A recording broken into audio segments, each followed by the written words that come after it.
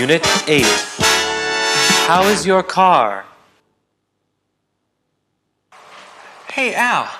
Where's your car? No, I took it to the repair shop.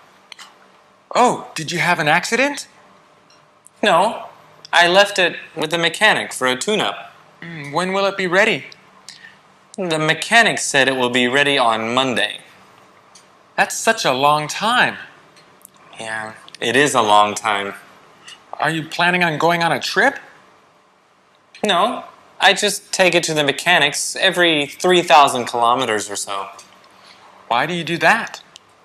It's very old. It needs a lot of care. How old is your car? It's a 1975 model. Ha! That's not so old. My grandmother was born in 1912. Well, I guess compared to your grandmother, my car isn't that old. Hey, wait a minute. How are we going to get to the movie? Well, we can walk or go by train. Up to you. Are you crazy? Walk? The shopping mall is much too far. Well, in that case, we'll go by train. Oh.